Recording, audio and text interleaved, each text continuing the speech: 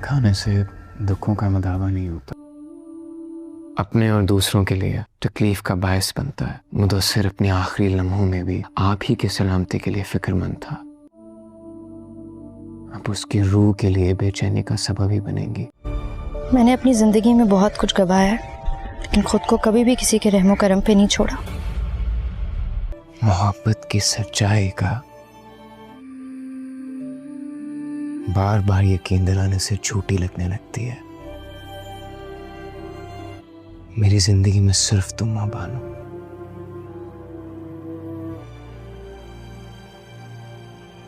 तुम्हारे अलावा ना कोई और है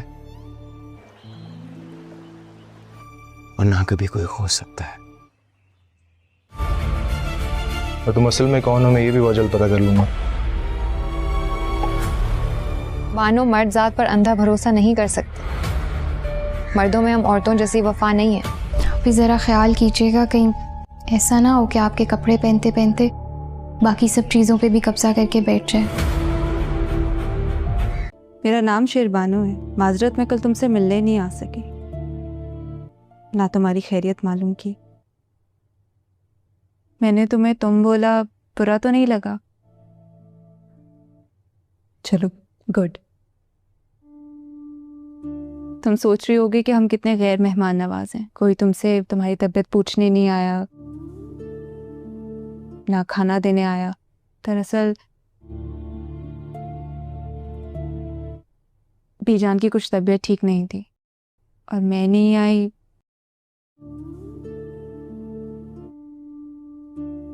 उसके लिए मैं माजरत ख्वाह। तुम नहा लो तो मैं तुम्हारे लिए कुछ कपड़े भिजवा देती हूँ, फिर बीबी जान के साथ ही नाश्ता कर लेंगे। जब तक तुम यहाँ हो तुम इसे अपना घर समझ सकती हो। किसी चीज़ की ज़रूरत हो तो बता देना।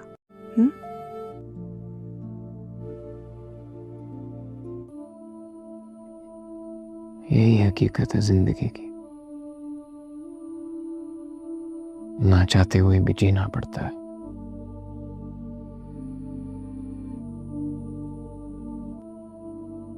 सरबुलंद तो समझदार लड़का है, बगैर सोचे समझे कुछ नहीं करता। गुलजान मुझे बता रही थी कि हवेली में हर शख्स इसी बारे में बात कर रहा है कि हमारा सरदार किसी लड़की को लेकर आया है। अभी तो सौराब लाला नहीं है, वो आएंगे तो पता नहीं किस तरह रिएक्ट करेंगे इस बात पर। बच्चे, तुम्हारे मियाँ के बारे में पता चला, बहुत दुख हुआ। खुदा उसकी मग़फ़िरत करे और तुम्हें सब्र दे। कैसी छोटी सी उम्र में इतना बड़ा गम आ गया तुम्हारे ऊपर। पर ये तो खुदा की मसलिहत है ना। इंसान इस सब के सामने बेबस है। हौसला करो बच्चे, और इस हवेली को अपना ही घर समझ के जितनी देर रहना चाहो आराम से रहो। सर बुलंद पे, अपनी मोहब्बत पे भरोसा करना सीखो।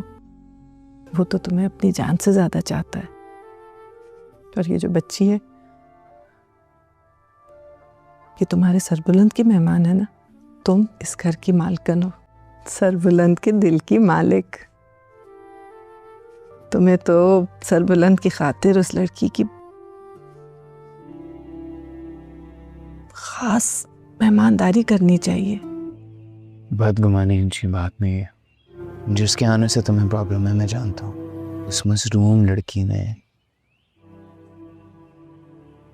अपनी आंखों के सामने अपने शौहर का कत्ल होते देखा है, और इस बात को भी 72 घंटे भी नहीं हुए हैं।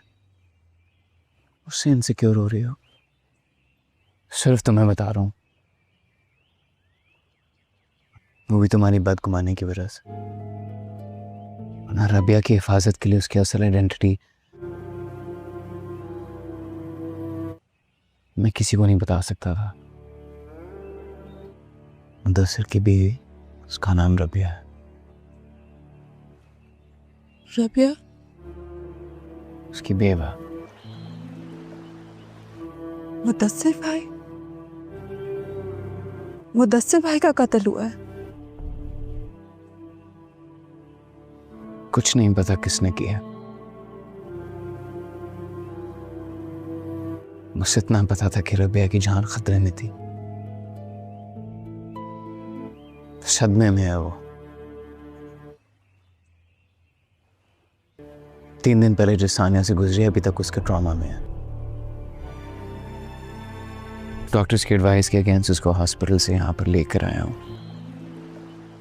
उसे सदमे से निकालने के लिए तुम्हें मेरी हेल्प करनी चाहिए, मेरा साथ देना चाहिए। कल तो सब शोर मचा रहे थे घर पर कि मैं इसको ले आया हूँ, मगर किसी ने भी उसको घर का मेहमान तक समझ के उसकी परवाह नहीं की। दवाइयाँ लेना कितना ज़रूरी था उसके लिए टाइम पर दवाइयाँ तो छोड़ो, किसी ने उसको खाने की ट्रे देने के बाद ये भी पता करने की कोशिश नहीं की कि उसने खाना खाया भी है या नहीं। मेरा उसके कमरे में रात के वक्त जाना नामुनासिब है, मगर अगर तुम समेत हवेली की सब औरतें उसके पास जाने के लिए तैयार नहीं है तो मेरे पास और ऑप्शन क्या है? क्या बस उसे कमरे में भूखा प्यासा मरने देता? अगर कोई और हमदर्दी नहीं दिखा पा रहा तो तुम तो थोड़ी सी हमदर्दी कर लो बानो। मेरे बचपन के दोस्त की बेवा है, मैं सोच के उसकी हेल्प कर दूं। ख्याल रख लो थोड़ा सा। तुम्हारे शक ने मुझे मेरी ही नजरों में गिरा दिया है। मैं तुम पर खुद से भी ज्यादा एतबार करती।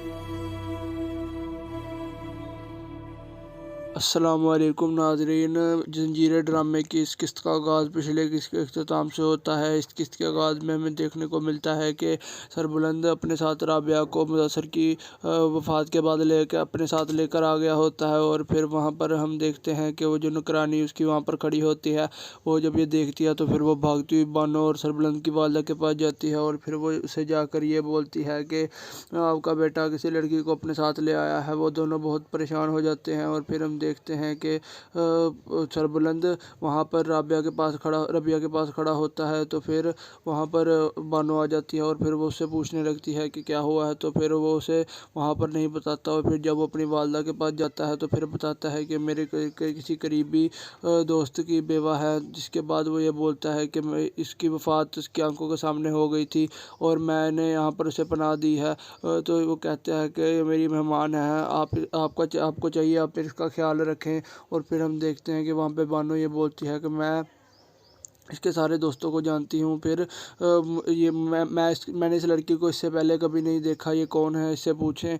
तो फिर वहाँ पर सरबुलंद की वालदा ये कहती हैं कि इस पर यकीन रखो, वैसे भी वो बेचारी काफ़ी मज़लूम लग रही है। जिसके बाद हम देखते हैं कि वहाँ पर सरबुलंद उस शख्स से बात करने लग जाता है। वहाँ पर उन दोनों की आपस में बहस हो जाती है और हवेली के अंदर भी ये सारी बातें काफ़ी ज़्यादा मसला देने लग जाती हैं कि सरबुलंद किसी लड़की को साथ ले आया है। और फिर बानो इस बात से भी नाराज़ है और साथ में वहाँ पर यह भी बात चल रही होती है कि कहीं उसके साथ कोई चक्कर तो नहीं चल रहा। फिर हम देखते हैं कि वहाँ पर बानो भी वहाँ पर जो काम वाली होती हैं उन सारों को डांट रही होती है कि तुम अपने काम के अंदर ध्यान दो, इस तरह की बातें ना फैलाओ। फिर हम देखते हैं कि वहाँ पर रबिया सरबुलंद की वालदा से मिलने जाती हैं और फिर जब वो उससे मिलती हैं तो फिर सरबुलंद की वालदा को भी इसके बारे में पता चल जाता है कि काफ़ी मज़लूम बच्ची है। और फिर वो उसे बोलती है कि बेटा मुझे तुम्हारे चेहरे से पता लग रहा है कि तुम्हारे साथ बहुत गलत हुआ है। जिसके बाद हम देखते हैं कि वहाँ पर सरबुलंद के कहने पर उसकी नुकरानी रबिया को खाना देती है और फिर वो रबिया को सदमा लगा होता है अभी, इसलिए वो खाना नहीं खा रही होती। बाद में सरबुलंद खुद पता करने जाता है और फिर वहाँ पर वो पता कर रहा होता है। दूसरी तरफ हम देखते हैं कि बानो सरबुलंद की वालदा के पास बैठी होती है। वो बोलती है कि मुझे समझ नहीं लग रही, मैं उसके सारे दोस्तों को जानती हूँ, फिर मैंने इस लड़की को पहले कभी क्यों नहीं देखा। तो फिर सरबुलंद की वालदा ये कहती हैं कि बेटा कुछ नहीं हो गया, वैसे भी वो उसकी ज़िंदगी में तुम्हारे सिवा और कोई भी नहीं है, तुम्हें उस पर यकीन करना चाहिए। अगर तुम उस पर शक करती रहोगी तो फिर तुम्हारे रिश्ते के अंदर और ख़राबी पैदा होगी। जिसके बाद बानो उस पर यकीन करने लग जाती है और फिर हम देखते हैं कि वहाँ पर वो नौकरानी गुजर रही होती है जिसने रबिया को खाना दिया होता है। और फिर बानो से पूछती है कि तो तुम कहाँ जा रही हो? तो फिर वो बोलती है कि मैं खाना दे दिया था, वैसे भी सरबलंद मेरे साथ ही गया था। और फिर वहाँ पर वो बोलती है कि अच्छा वो कहाँ पर है? तो वो बताती है कि वो उसी लड़की के पास अभी रुका हुआ है, उन्होंने कोई बात करनी थी। जिसके बाद दूसरी तरफ हम देखते हैं कि वहाँ पर सरबलंद रबिया के साथ बात कर रहा होता है। वो उसे कहता है कि आपने ना अभी तक खाना खाया है, ना दवाई ली है, डॉक्टर के मशवरे से के ख़िलाफ़ जाकर मैं आपको यहाँ पर लेके आ गया हूँ, लेकिन फिर आपने खाना ज़रूर खाना है। लेकिन जिसके बाद वो ये बोलता है कि कम से कम अपने लिए ना सही मुदस्सर के लिए खा लें। जिसके बाद मुदस्सर का नाम सुनकर रबिया बौखला जाती है और फिर वो उठकर रोने लग जाती है। और फिर वो कहती है कि वो मुझे नुकसान पहुँचाने आए थे, लेकिन वो मुदस्सर को अपने साथ ले गए। और फिर वो ज़ारो कतार रोने लगती है। लेकिन फिर सरबुलंद ये कहता है कि नहीं, ऐसा कुछ भी नहीं हुआ था, आप आराम से बैठी रहें। लेकिन उससे बर्दाश्त नहीं होता, उसका बीपी बहुत हाई हो जाता है। और फिर वो वहाँ पर नीचे उसको सरबुलंद को उससे ज़बरदस्ती नीचे बिठाना पड़ता है। और फिर उसे पानी दे रहा होता है, तभी बानो वहाँ पर आती है और वो ये देख लेती है और वो वहाँ पर अपने कमरे के अंदर जाकर रोने लग जाती है और वो अंगूठी निकाल कर फेंक देती है। जिसके बाद यहाँ पर हम देखते हैं कि सरबुलंद किसी तरीके से रबिया को इस बात पर मना लेता है कि उसका खाना खाने या ना खाने से कि कुछ नहीं होने वाला, बल्कि वो सिर्फ किसी के लिए परेशानी का बायस ही बन सकता है। जिसके बाद वहाँ पर वो उसे चुप करवाने के बाद और थोड़ा सा खाना खिलाने के बाद हम देखते हैं कि बाहर निकल जाता है। वहाँ पर बानो बैठी होती है और फिर वो उसके पास जाता है और फिर वो उसे सारा कुछ सच बताने लग जाता है। वो उसे कहता है कि मुझे पता है कि तुम्हें उसके यहाँ पर आने से मसला हो रहा है, लेकिन वो मुदस्सर की बेगम थी और मैं या फिर अभी उसकी बेवा है। तो फिर वहाँ पर बानो को पता चल जाता है कि वो मुदस्सर की बीवी थी और मुदस्सर का कत्ल हो गया है। जिसके बाद सरबुलंद से ये बोलने लग जाता है कि मेरी मेहमान है, तुम्हें तो ये चाहिए था कि तुम लोग उसका ख्याल रखते, लेकिन तुमने तो उसके पास एक दफ़ा जाकर भी नहीं देखा कि उसने खाना खाया है या नहीं खाया। जिसके बाद वो ये बोलने लग जाता है कि अब उसका अच्छे से ख्याल रखना और फिर उसे किसी चीज़ की कमी ना होने देना। और फिर वो ये बोलता है उसको बानो को कि वैसे भी मेरी ज़िंदगी में तुम्हारे अलावा और कोई भी नहीं है, तो फिर मैं कैसे किसी और की तरफ जा सकता हूँ। और फिर वो दोनों वहाँ पर और बात करने लग जाते हैं और बानो रबिया के कमरे के अंदर चली जाती है और फिर वहाँ पर वो उससे बात करने लग जाती है और फिर यहीं पर इस किस्त का अख्ताम भी हो जाता है। अस्सलाम वालेकुम नाज़रीन, जंजीर ड्रामे की इस किस्त का आगाज़ पिछले किस्त के अख्ताम से होता है। इस किस्त के आगाज़ में हमें देखने को मिलता है कि सरबुलंद अपने साथ राबिया को मुदस्सर की वफ़ात के बाद अपने साथ लेकर आ गया होता है। और फिर वहाँ पर हम देखते हैं कि वो जो नौकरानी उसकी वहाँ पर खड़ी होती है, वो जब ये देखती है तो फिर वो भागती हुई बानो और सरबुलंद की वालदा के पास जाती है और फिर वो उसे जाकर ये बोलती है कि आपका बेटा किसी लड़की को अपने साथ ले आया है। वो दोनों बहुत परेशान हो जाते हैं और फिर हम देखते हैं कि सरबुलंद वहाँ पर रबिया के पास खड़ा होता है। तो फिर वहाँ पर बानो आ जाती है और फिर वो उससे पूछने लगती है कि क्या हुआ है। तो फिर वो उसे वहाँ पर नहीं बताता और फिर जब वो अपनी वालदा के पास जाता है तो फिर बताता है कि मेरे किसी करीबी दोस्त की बेवा है। जिसके बाद वो ये बोलता है कि इसकी वफ़ात उसकी आंखों के सामने हो गई थी और मैंने यहाँ पर उसे पनाह दी है। तो वो कहता है कि ये मेरी मेहमान है, आपको चाहिए आप इसका ख्याल रखें। और फिर हम देखते हैं कि वहाँ पे बानो ये बोलती है कि मैं इसके सारे दोस्तों को जानती हूँ। फिर मैंने इस लड़की को इससे पहले कभी नहीं देखा, ये कौन है, इससे पूछें। तो फिर वहाँ पर सरबलंद की वालदा ये कहती हैं कि इस पर यकीन रखो, वैसे भी वो बेचारी काफ़ी मज़लूम लग रही है। जिसके बाद हम देखते हैं कि वहाँ पर सरबलंद उस शख्स से बात करने लग जाता है। वहाँ पर उन दोनों की आपस में बहस हो जाती है और हवेली के अंदर भी ये सारी बातें काफ़ी ज़्यादा मसला देने लग जाती हैं कि सरबलंद किसी लड़की को साथ ले आया है। और फिर बानो इस बात से भी नाराज़ है और साथ में वहाँ पर यह भी बात चल रही होती है कि कहीं उसके साथ कोई चक्कर तो नहीं चल रहा। फिर हम देखते हैं कि वहाँ पर बानो भी वहाँ पर जो काम वाली होती हैं उन सारों को डांट रही होती है कि तुम अपने काम के अंदर ध्यान दो, इस तरह की बातें ना फैलाओ। फिर हम देखते हैं कि वहाँ पर रबिया सरबलंद की वालदा से मिलने जाती हैं और फिर जब वो उससे मिलती हैं तो फिर सरबलंद की वालदा को भी इसके बारे में पता चल जाता है कि काफ़ी मज़लूम बच्ची है। और फिर वो उसे बोलती है कि बेटा मुझे तुम्हारे चेहरे से पता लग रहा है कि तुम्हारे साथ बहुत गलत हुआ है। जिसके बाद हम देखते हैं कि वहाँ पर सरबलंद के कहने पर उसकी नुकरानी रबिया को खाना देती है और फिर वो रबिया को सदमा लगा होता है अभी, इसलिए वो खाना नहीं खा रही होती। बाद में सरबलंद खुद पता करने जाता है और फिर वहाँ पर वो पता कर रहा होता है। दूसरी तरफ हम देखते हैं कि बानो सरबलंद की वालदा के पास बैठी होती है। वो बोलती है कि मुझे समझ नहीं लग रही, मैं उसके सारे दोस्तों को जानती हूँ, फिर मैंने इस लड़की को पहले कभी क्यों नहीं देखा। तो फिर सरबलंद की वालदा ये कहती हैं कि बेटा कुछ नहीं हो गया, वैसे भी वो तुम्हारे उसकी ज़िंदगी में तुम्हारे सिवा और कोई भी नहीं है, तुम्हें उस पर यकीन करना चाहिए। अगर तुम उस पर शक करती रहोगी तो फिर तुम्हारे रिश्ते के अंदर और ख़राबी पैदा होगी। जिसके बाद बानो उस पर यकीन करने लग जाती है और फिर हम देखते हैं कि वहाँ पर वो नौकरानी गुजर रही होती है जिसने रबिया को खाना दिया होता है। और फिर बानो से पूछती है कि तो तुम कहाँ जा रही हो। तो फिर वो बोलती है कि मैं खाना दे दिया था, वैसे भी सरबलंद मेरे साथ ही गया था। और फिर वहाँ पर वो बोलती है कि अच्छा वो कहाँ पर है। तो वो बताती है कि वो उसी लड़की के पास अभी रुका हुआ है, उन्होंने कोई बात करनी थी। जिसके बाद दूसरी तरफ हम देखते हैं कि वहाँ पर सरबलंद रबिया के साथ बात कर रहा होता है। वो उसे कहता है कि आपने ना अभी तक खाना खाया है ना दवाई ली है, डॉक्टर के मशवरे से के ख़िलाफ़ जाकर मैं आपको यहाँ पर लेके आ गया हूँ, लेकिन फिर आपने खाना ज़रूर खाना है। लेकिन जिसके बाद वो ये बोलता है कि कम से कम अपने लिए ना सही मुदस्सर के लिए खा लें। जिसके बाद मुदस्सर का नाम सुनकर रबिया बौखला जाती है और फिर वो उठकर रोने लग जाती है। और फिर वो कहती है कि वो मुझे नुकसान पहुँचाने आए थे, लेकिन वो मुदस्सर को अपने साथ ले गए। और फिर वो ज़ारो कतार रोने लगती है। लेकिन फिर सरबलंद ये कहता है कि नहीं ऐसा कुछ भी नहीं हुआ था, आप आराम से बैठी रहें। लेकिन उससे बर्दाश्त नहीं होता, उसका बीपी बहुत हाई हो जाता है।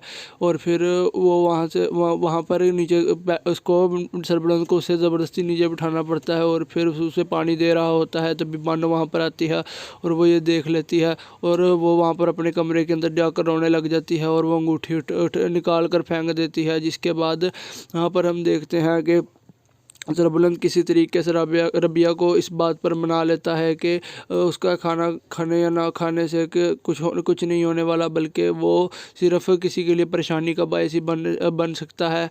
जिसके बाद वहाँ पर वो उसे चुप करवाने के बाद और थोड़ा सा खाना खिलाने के बाद हम देखते हैं कि बाहर निकल जाता है। वहाँ पर बानो बैठी होती है और फिर वो उसके पास जाता है और फिर वो उसे सारा कुछ सच बताने लग जाता है।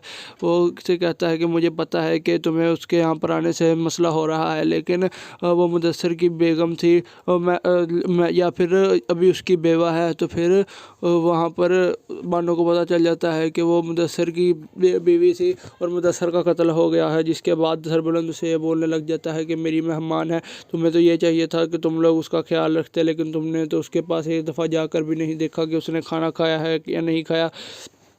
जिसके बाद वो ये बोलने लग जाता है कि अब उसका अच्छे से ख्याल रखना और फिर उसे किसी चीज़ की कमी ना होने देना।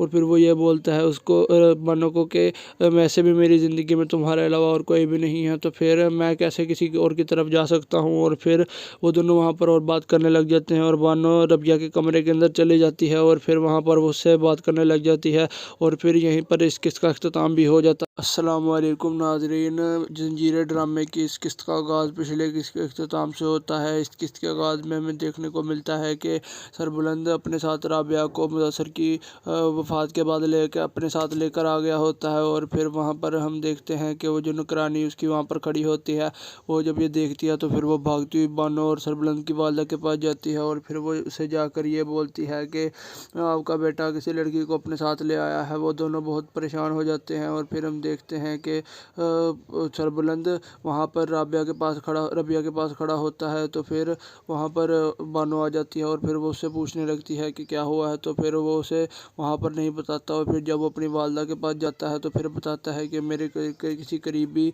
दोस्त की बेवा है। जिसके बाद वो ये बोलता है कि इसकी वफ़ात उसकी आंखों के सामने हो गई थी और मैंने यहाँ पर उसे पनाह दी है। तो वो कहते हैं कि ये मेरी मेहमान है, आपको चाहिए आप इसका ख्याल रखें। और फिर हम देखते हैं कि वहाँ पे बानो ये बोलती है कि मैं इसके सारे दोस्तों को जानती हूँ। फिर ये मैंने इस लड़की को इससे पहले कभी नहीं देखा, ये कौन है, इससे पूछें। तो फिर वहाँ पर सरबरंद की वालदा ये कहती हैं कि इस पर यकीन रखो।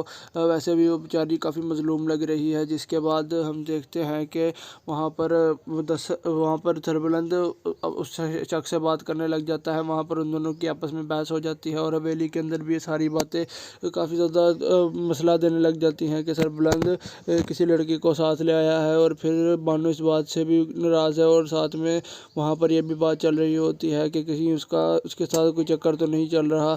फिर हम देखते हैं कि वहाँ पर बानो भी इन सारों वहाँ पर जो काम वाली होती हैं उन सारों को डांट रही होती है कि तुम अपने काम के अंदर ध्यान दो, इस तरह की बातें ना फैलाओ। फिर हम देखते हैं कि वहाँ पर रबिया सरबलंद की वालदा से मिलने जाती हैं और फिर जब वो उससे मिलती हैं तो फिर सरबलंद की वालदा को भी इसके बारे में पता चल जाता है कि काफ़ी मज़लूम बच्ची है। और फिर वो उसे बोलती है कि बेटा मुझे तुम्हारे चेहरे से पता लग रहा है कि तुम्हारे साथ बहुत गलत हुआ है। जिसके बाद हम देखते हैं कि वहाँ पर सरबलंद के कहने पर उसकी निगरानी रबिया को खाना देती है और फिर वो रबिया को सदमा लगा होता है अभी, इसलिए वो खाना नहीं खा रही होती। बाद में सरबलंद खुद पता करने जाता है और फिर वहाँ पर वो पता कर रहा होता है। दूसरी तरफ हम देखते हैं कि बानो सरबलंद की वालदा के पास बैठी होती है। वो बोलती है कि मुझे समझ नहीं लग रही, मैं उसके सारे दोस्तों को जानती हूँ, फिर मैंने इस लड़की को पहले कभी क्यों नहीं देखा। तो फिर सरबलंद की वालदा ये कहती हैं कि बेटा कुछ नहीं हो गया, वैसे भी वो उसकी ज़िंदगी में तुम्हारे सिवा और कोई भी नहीं है, तुम्हें उस पर यकीन करना चाहिए। अगर तुम उस पर शक करती रहोगी तो फिर तुम्हारे रिश्ते के अंदर और ख़राबी पैदा होगी। जिसके बाद बानो उस पर यकीन करने लग जाती है और फिर हम देखते हैं कि वहाँ पर वो नौकरानी गुजर रही होती है जिसने रबिया को खाना दिया होता है। और फिर बानो से पूछती है कि तो तुम कहाँ जा रही हो। तो फिर वो बोलती है कि मैं खाना दे दिया था, वैसे भी सरबलंद मेरे साथ ही गया था। और फिर वहाँ पर वो बोलती है कि अच्छा वो कहाँ पर है। तो वो बताती है कि वो उसी लड़की के पास अभी रुका हुआ है, उन्होंने कोई बात करनी थी।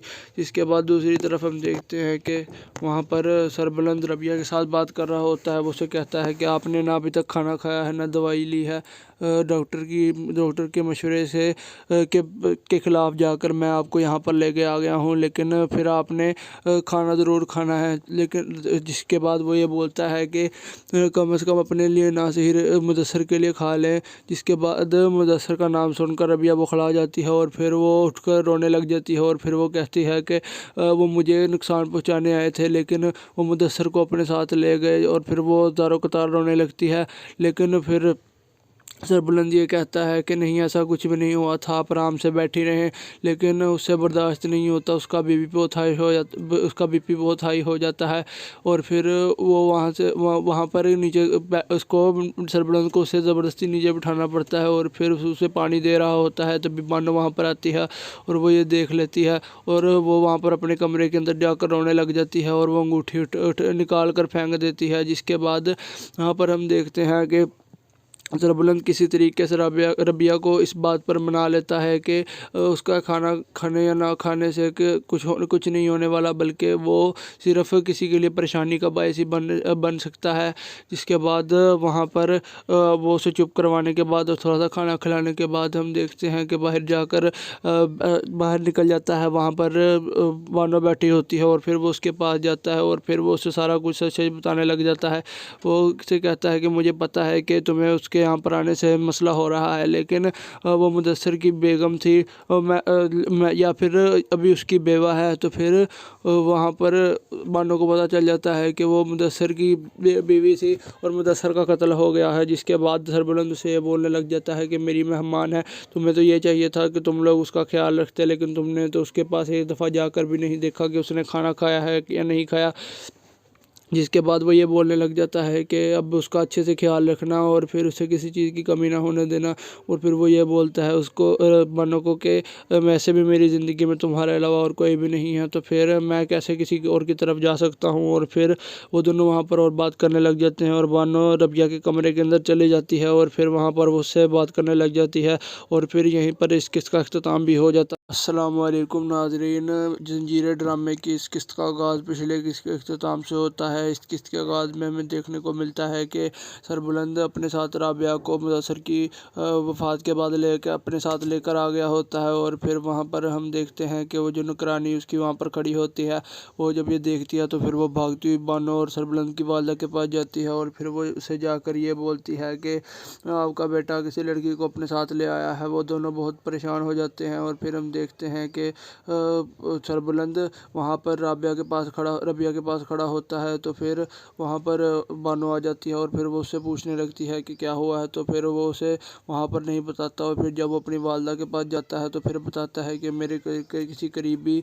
दोस्त की बेवा है। जिसके बाद वो ये बोलता है कि इसकी वफ़ात उसकी आंखों के सामने हो गई थी और मैंने यहाँ पर उसे पनाह दी है। तो वो कहते हैं कि ये मेरी मेहमान है, आपको चाहिए आप इसका ख्याल रखें। और फिर हम देखते हैं कि वहाँ पे बानो ये बोलती है कि मैं इसके सारे दोस्तों को जानती हूँ। फिर मैंने इस लड़की को इससे पहले कभी नहीं देखा, ये कौन है, इससे पूछें। तो फिर वहाँ पर सरबलंद की वालदा ये कहती हैं कि इस पर यकीन रखो। वैसे भी वो बेचारी काफ़ी मज़लूम लग रही है। जिसके बाद हम देखते हैं कि वहाँ पर सरबलंद उस शख्स से बात करने लग जाता है। वहाँ पर उन दोनों की आपस में बहस हो जाती है और हवेली के अंदर भी ये सारी बातें काफ़ी ज़्यादा मसला देने लग जाती हैं कि सरबलंद किसी लड़की को साथ ले आया है। और फिर बानो इस बात से भी नाराज़ है और साथ में वहाँ पर यह भी बात चल रही होती है कि कहीं उसके साथ कोई चक्कर तो नहीं चल रहा।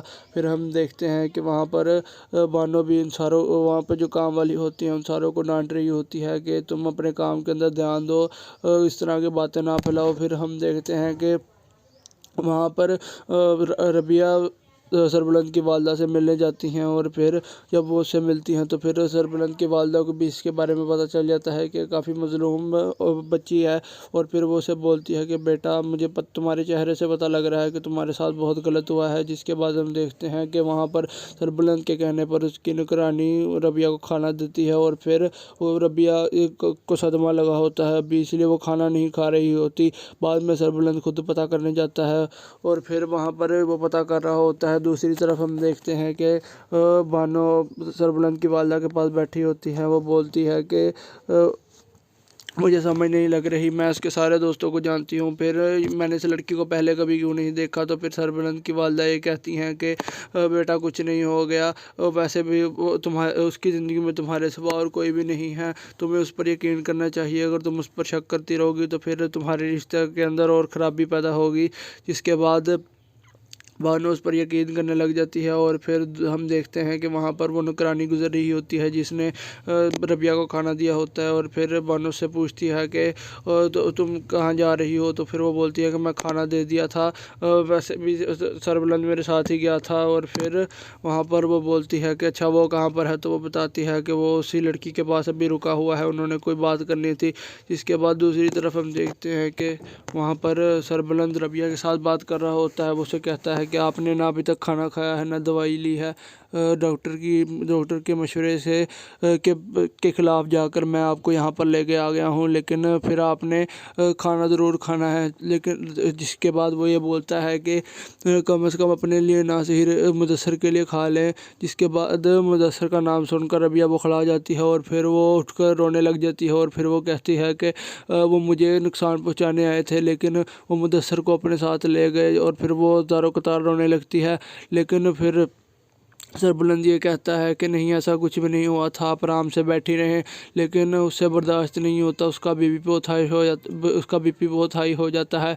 और फिर वो वहाँ पर नीचे उसको सरबलंद को उससे ज़बरदस्ती नीचे बिठाना पड़ता है। और फिर उसे पानी दे रहा होता है तभी बानो वहाँ पर आती है और वो ये देख लेती है और वो वहाँ पर अपने कमरे के अंदर जाकर रोने लग जाती है और वो अंगूठी निकाल कर फेंक देती है। जिसके बाद यहाँ पर हम देखते हैं कि सरबलंद किसी तरीके से रबिया को इस बात पर मना लेता है कि उसका खाना खाने या ना खाने से कि कुछ नहीं होने वाला, बल्कि वो सिर्फ किसी के लिए परेशानी का बायस ही बन सकता है।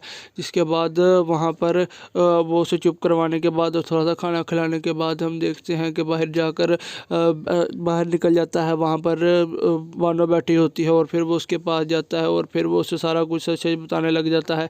वो उससे कहता है कि मुझे पता है कि तुम्हें उसके यहाँ पर आने से मसला हो रहा है, लेकिन वो मुदस्सर की बेगम थी मैं या फिर अभी उसकी बेवा है। तो फिर वहाँ पर बानो को पता चल जाता है कि वो मुदस्सर की बीवी थी और मुदस्सर का कत्ल हो गया है। जिसके बाद सरबुलंद से ये बोलने लग जाता है कि मेरी मेहमान है, तुम्हें तो ये चाहिए था कि तुम लोग उसका ख्याल रखते, लेकिन तुमने तो उसके पास एक दफ़ा जाकर भी नहीं देखा कि उसने खाना खाया है या नहीं खाया। जिसके बाद वो ये बोलने लग जाता है कि अब उसका अच्छे से ख्याल रखना और फिर उसे किसी चीज़ की कमी ना होने देना। और फिर वो ये बोलता है उसको बानो को कि वैसे भी मेरी ज़िंदगी में तुम्हारे अलावा और कोई भी नहीं है, तो फिर मैं कैसे किसी और की तरफ जा सकता हूँ। और फिर वो दोनों वहाँ पर और बात करने लग जाते हैं और बानो रबिया के कमरे के अंदर चली जाती है और फिर वहाँ पर वो उससे बात करने लग जाती है और फिर यहीं पर इस किस्त का अख्ताम भी हो जाता है। अस्सलाम वालेकुम नाज़रीन, जंजीरें ड्रामे की इस किस्त का आगाज़ पिछले किस्त के अख्ताम से होता है। इस किस्त के आगाज़ में हमें देखने को मिलता है कि सरबुलंद अपने साथ राबिया को मुदस्सर की वफ़ात के बाद लेकर अपने साथ लेकर आ गया होता है। और फिर वहाँ पर हम देखते हैं कि वो जो नुकरानी उसकी वहाँ पर खड़ी होती है, वो जब ये देखती है तो फिर वो भागती हुई बानो और सरबुलंद की वालदा के पास जाती है और फिर वो उसे जाकर ये बोलती है कि आपका बेटा किसी लड़की को अपने साथ ले आया है। वो दोनों बहुत परेशान हो जाते हैं और फिर हम देखते हैं कि सरबुलंद वहाँ पर रबिया के पास खड़ा होता है। तो फिर वहाँ पर बानो आ जाती है और फिर वो उससे पूछने लगती है कि क्या हुआ है। तो फिर वो उसे वहाँ पर नहीं बताता और फिर जब वो अपनी वालदा के पास जाता है तो फिर बताता है कि मेरे किसी करीबी दोस्त की बेवा है। जिसके बाद वो ये बोलता है कि इसकी वफ़ात उसकी आंखों के सामने हो गई थी और मैंने यहाँ पर उसे पनाह दी है। तो वो कहते हैं कि ये मेरी मेहमान है, आपको चाहिए आप इसका ख्याल रखें। और फिर हम देखते हैं कि वहाँ पे बानो ये बोलती है कि मैं इसके सारे दोस्तों को जानती हूँ। फिर मैंने इस लड़की को इससे पहले कभी नहीं देखा, ये कौन है, इससे पूछें। तो फिर वहाँ पर सरबरंद की वालदा ये कहती हैं कि इस पर यकीन रखो, वैसे भी वो बेचारी काफ़ी मज़लूम लग रही है। जिसके बाद हम देखते हैं कि वहाँ पर सरबुलंद उस शख्स से बात करने लग जाता है। वहाँ पर उन दोनों की आपस में बहस हो जाती है और हवेली के अंदर भी ये सारी बातें काफ़ी ज़्यादा मसला देने लग जाती हैं कि सरबुलंद किसी लड़की को साथ ले आया है। और फिर बानो इस बात से भी नाराज़ है और साथ में वहाँ पर यह भी बात चल रही होती है कि कहीं उसके साथ कोई चक्कर तो नहीं चल रहा। फिर हम देखते हैं कि वहाँ पर बानो भी इन सारों वहाँ पर जो काम वाली होती हैं उन सारों को डांट रही होती है कि तुम अपने काम के अंदर ध्यान दो, इस तरह की बातें ना फैलाओ। फिर हम देखते हैं कि वहाँ पर रबिया सरबुलंद की वालदा से मिलने जाती हैं और फिर जब वो उससे मिलती हैं तो फिर सरबुलंद की वालदा को भी इसके बारे में पता चल जाता है कि काफ़ी मज़लूम बच्ची है। और फिर वो उसे बोलती है कि बेटा मुझे तुम्हारे चेहरे से पता लग रहा है कि तुम्हारे साथ बहुत गलत हुआ है। जिसके बाद हम देखते हैं कि वहाँ पर सरबुलंद के कहने पर उसकी नुकरानी रबिया को खाना देती है और फिर वो रबिया को सदमा लगा होता है अभी, इसलिए वो खाना नहीं खा रही होती। बाद में सरबुलंद खुद पता करने जाता है और फिर वहाँ पर वो पता कर रहा होता है। दूसरी तरफ हम देखते हैं कि बानो सरबुलंद की वालदा के पास बैठी होती है। वो बोलती है कि मुझे समझ नहीं लग रही, मैं उसके सारे दोस्तों को जानती हूँ, फिर मैंने इस लड़की को पहले कभी क्यों नहीं देखा। तो फिर सरबुलंद की वालदा ये कहती हैं कि बेटा कुछ नहीं हो गया, वैसे भी वो उसकी ज़िंदगी में तुम्हारे सिवा और कोई भी नहीं है, तुम्हें उस पर यकीन करना चाहिए। अगर तुम उस पर शक करती रहोगी तो फिर तुम्हारे रिश्ते के अंदर और ख़राबी पैदा होगी।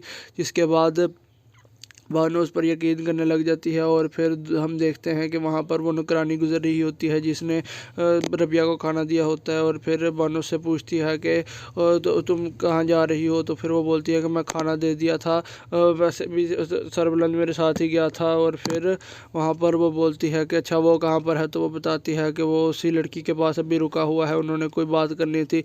जिसके बाद दूसरी तरफ हम देखते हैं कि वहाँ पर सरबुलंद रबिया के साथ बात कर रहा होता है। वो उसे कहता है कि आपने ना अभी तक खाना खाया है ना दवाई ली है, डॉक्टर के मशवरे से के ख़िलाफ़ जाकर मैं आपको यहाँ पर लेके आ गया हूँ, लेकिन फिर आपने खाना ज़रूर खाना है। लेकिन जिसके बाद वो ये बोलता है कि कम से कम अपने लिए ना सही मुदस्सर के लिए खा लें। जिसके बाद मुदस्सर का नाम सुनकर रबिया बौखला जाती है और फिर वो उठकर रोने लग जाती है। और फिर वो कहती है कि वो मुझे नुकसान पहुँचाने आए थे, लेकिन वो मुदस्सर को अपने साथ ले गए। और फिर वो ज़ारो कतार रोने लगती है।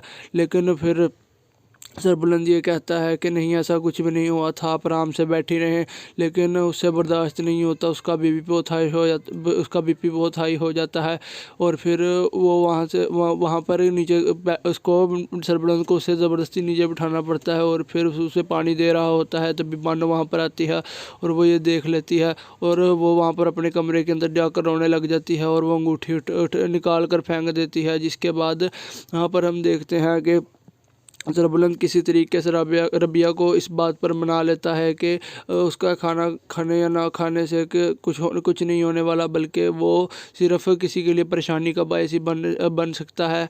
जिसके बाद वहाँ पर वो उसे चुप करवाने के बाद और थोड़ा सा खाना खिलाने के बाद हम देखते हैं कि बाहर निकल जाता है। वहाँ पर बानो बैठी होती है और फिर वो उसके पास जाता है और फिर वो उससे सारा कुछ सच बताने लग जाता है।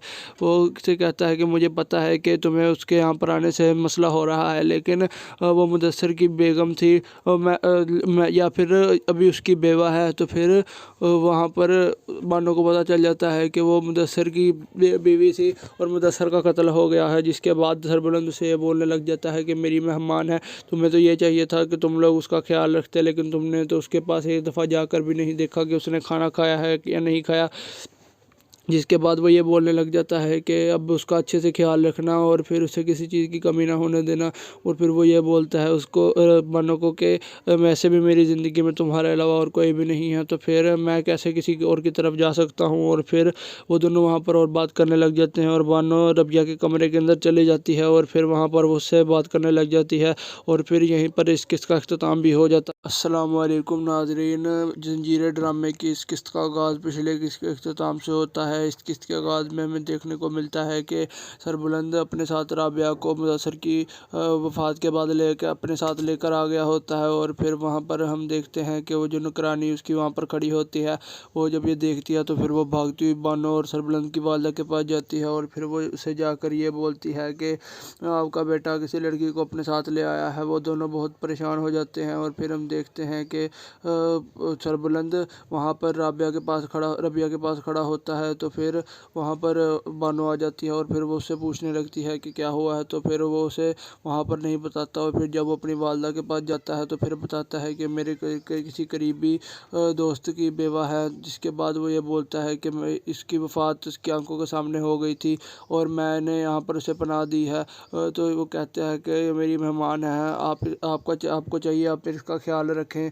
और फिर हम देखते हैं कि वहाँ पे बानो ये बोलती है कि मैं इसके सारे दोस्तों को जानती हूँ। फिर मैंने इस लड़की को इससे पहले कभी नहीं देखा, ये कौन है, इससे पूछें। तो फिर वहाँ पर सरबुलंद की वालदा ये कहती हैं कि इस पर यकीन रखो, वैसे भी वो बेचारी काफ़ी मज़लूम लग रही है। जिसके बाद हम देखते हैं कि वहाँ पर सरबुलंद उस शख्स से बात करने लग जाता है। वहाँ पर उन दोनों की आपस में बहस हो जाती है और हवेली के अंदर भी ये सारी बातें काफ़ी ज़्यादा मसला देने लग जाती हैं कि सरबुलंद किसी लड़की को साथ ले आया है। और फिर बानो इस बात से भी नाराज़ है और साथ में वहाँ पर यह भी बात चल रही होती है कि कहीं उसके साथ कोई चक्कर तो नहीं चल रहा।